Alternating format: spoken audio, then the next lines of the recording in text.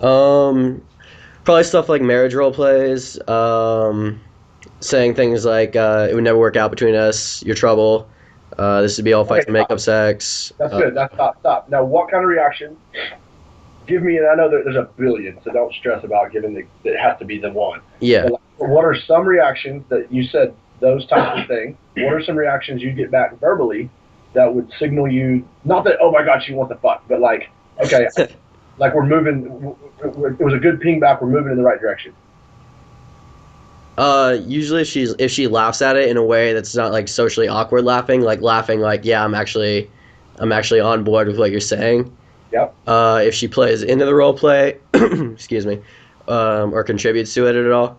Yep. Um, yeah, I guess those would be the main things. Okay. Good. So then we have that. Now what was the other one you said? Proximity. You said that I start pinging for sexual hoops. Yep. Okay, that's true. Eye Then, contact, moving her through the club. okay, yeah, definitely. Then I would try moving her as well, right? Logistically, not necessarily trying to move her like holding hands and stuff like that. I probably just like, hey, let's go to the bar. And what I usually do when a girl I haven't had any physical with, do I want to grab her hand and lead her to the bar necessarily? Not that you couldn't, but what would I probably do? I'd probably walk behind her and like put my hand on the small of her back and kind of lead her to the bar Okay. because it's a smaller hoop since we haven't really even touched. Okay. Even then, I'd take my hand off of her back. I wouldn't just have my hand on her back the whole time. You know what I mean? Yeah. But I'd use a bit of leading. I'd lead a little bit and not do too much and be polite. But it would also be a little bit more than what a buddy would do. Yeah. This is really helpful to hear because like I don't want to feel like I'm like it feels like sometimes you'll be forcing the physical escalation and it almost like you blow yourself out just because you're like fuck it, I'm just gonna physically escalate. Oh yeah, you Just definitely blow yourself. fuck it, you know. Uh, Okay, so hold on. but like on the flip side, if you don't do it, like you feel like you're just like you know you're just jerking off basically. You're just like getting good emotions and that's it, you know. Sure. Okay, so the takeaways from this so far are that yeah, I'm gonna you still if you haven't touched physically because it'd be socially awkward to do so, you shouldn't force it. Definitely. That's one takeaway. One of the other takeaways we have here is that, well, if I can't if I can't physically escalate, I still need to verbally escalate and logistically escalate, right? Yep. But that doesn't mean I got to force those either. I'm still going to relax and just kind of let everything happen as it feels comfortable to happen. That being said, then our next takeaway is when I do try, since I can't test for physical compliance much yet, I can test for logistical and like role plays and sexual light sexualization. So we don't want to go super sexual yet, right? Yeah. Um, so that's a couple options. Another option would be okay. Sorry, hold on. So then I try to move her a little bit. I'm also probably with this type of girl. I'm probably qualifying a little harder than I would with a girl that would let me physically escalate a lot because there's less state-based opportunities. So I'm probably going to be now. I'll be funny verbally, but I'm still going to be like I'll probably qualify a little more and build a little more comfort than normal early. Early, does that make sense? Yeah. Yeah. Because with this girl, she's clearly not as out seeking and is available sexually right away. That doesn't mean she won't be that night at all. Uh huh. Like right then, you might need a little bit more. Slow your roll down a little bit. Fucking, as long as she's fine with talking and she's still on it, and you can still tell she likes you or she's interested. Why not use that as a chance to build some comfort? That might actually sometimes that actually opens things up.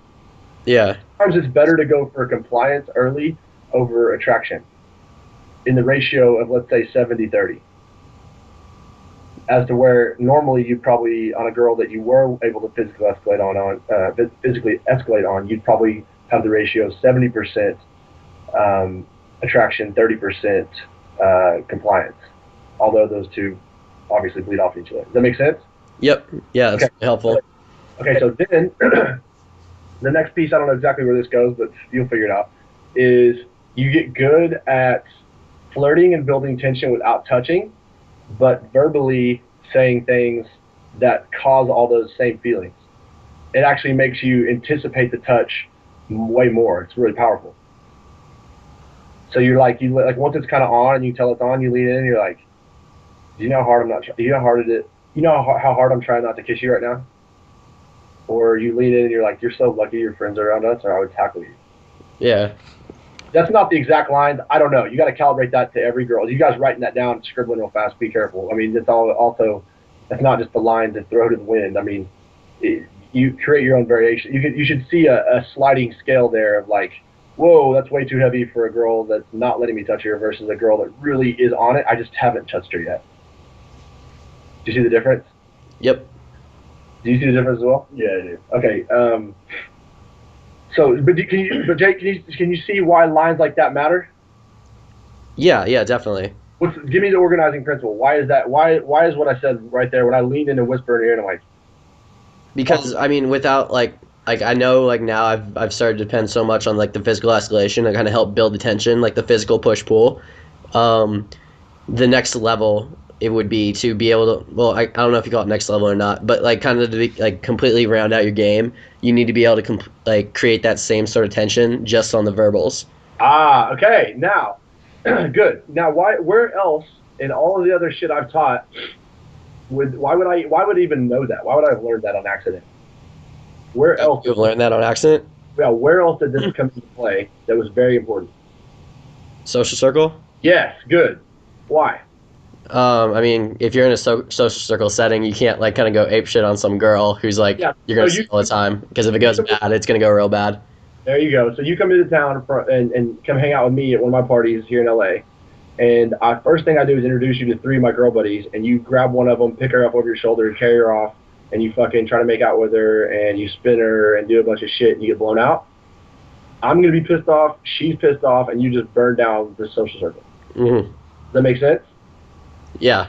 Now, does that mean you never make out in social circles? No, of course not. However, it's just that you can see where developing that calibration is powerful. How many times you see people in a social circle when you're all out and you think, I think they're kind of talking, I think they're kind of flirting. Next thing you know, they're like, oh, we're going to get out of here. Or they're like, they each individually leave and they're clearly going to go meet up or whatever. Yeah. They weren't making out and going crazy on each other. And you also learn that because from a scumbaggier level, I don't say scumbag, it's just even if it's high value classy chicks and you're not sleeping with all of them, like whatever. Like some of my social circles, I might be going on dates with several chicks in that social circle, not in a little small room, but I'm saying in a decent sized social circle. Say we go to one club a lot and I start to know the staff. Like there's a club here where we know every girl there. Well, I hang out with individually as several of them. So when we're out at after parties where I see them, none of them can tell the difference because I flirt with all of them, but I don't touch them and don't make out with anybody at the party and shit like that. But it's a lot of tension. Does that make sense? Yep, got it. So can you see how to apply this to the other side? Yeah. Okay, good. All right. Circle and whatnot. Okay, good. All right, next question.